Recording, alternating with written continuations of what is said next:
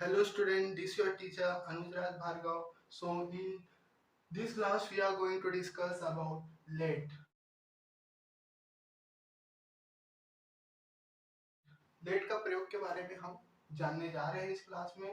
तो लेट का प्रयोग हम सामान्यतः अनुमति बोधक वाक्यों में करते हैं। यदि आपने हिंदी में क्रिया पढ़ी होगी तो आप अनुमति बोधक वाक्य आसानी से जान पाएंगे। यदि आपने नहीं पढ़ी फिर मैं आपको बता देता हूँ। अनुमति बोधक वाक्य ऐसे वाक्य जिससे किसी कार्य को करने के लिए अनुमति मांगने या दिए जाने का बोध होता है, अनुमति बोधक वाक्य कहलाता है। किसी कार्य को करने के लिए अनुमति मांगने का बोध होता है। आप यहाँ उदाहरण देख सकते हैं, जैसे मुझे जाने दो, मुझे बोलने दो, उन्हें करने दो, अनुज को नहाने दो, हिमांशु को पौधा लगाने दो। आप देख सकते हैं इन शब्दों के भाव में किसी न किसी रूप में अनुमति मांगने का बोध हो रहा है।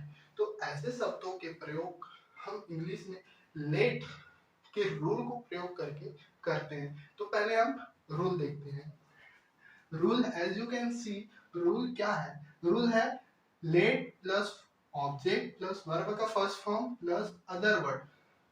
यहाँ आप देखेंगे और यहाँ देखेंगे, मुझे जाने दो, उन्हें करने दो, अनुज को नहाने दो में मुझे, उन्हें और अनुज तो सब्जेक्ट है, लेकिन as you can see rule में तो सब्जेक्ट है ही नहीं। तो मैं आपको बताना चाहूंगा यहाँ ऑब्जेक्ट और सब्जेक्ट का प्रयोग ऑब्जेक्टिव बेसिस पे हुआ है, ऑब्जेक्ट के रूप में हुआ है। सब्जेक्ट को मैंने, जैसे सब्जेक्ट क्या है, आई, वी, दे, ही, सी का प्रयोग ऑब्जेक्ट के रूप में किया गया है। जैसे आई का प्रयोग मी में किया गया है, मी के रूप में, वी का प्रयोग अस के रूप में किया गया है, दे का देम, ही का हिम, सी का हर। तो इस प्रकार बदलकर हम ऑब्जेक्ट के रूप में सब्जेक्ट का प्रयोग ऐसे वाक्यों में करते हैं। तो चलिए उदाहरण देखते हैं। यहाँ है मुझे जाने दो, मुझे का क्या होगा, मुझे यानी आई का क्या हो गया है, मी हो गया, मी हो गया है। तो लेट मी गो, पहले लेट आएगा। मैंने बोला था सिर्फ रूल को बस फॉलो करना है, फिर आप पाएंगे कि आप बहुत कुछ सीखते जा रहे हैं। तो पहले क्या है, लेट है, तो पहले लेट, फिर ऑब्जेक्ट के रूप में सब्जेक्ट आएगा यानी आई का हो जाएगा मी, फिर वर्ब का फर्स्ट फॉर्म यानी गो, लेट मी गो, लेट मी गो। अदर वर्ड, यदि इस वाक्य में मुझे बाजार जाने दो तो बाजार अदर वर्ड हो जाता है, तो क्या हो जाता है, let me go to market, let me go to market. वैसे ही दूसरा उदाहरण देख सकते हैं, मुझे बोलने दो, लेट मी स्पीक, मुझे अंग्रेजी बोलने दो, लेट मी स्पीक इंग्लिश। उन्हें करने दो, लेट देम डू, उन्हें काम करने दो, लेट देम डू वर्क।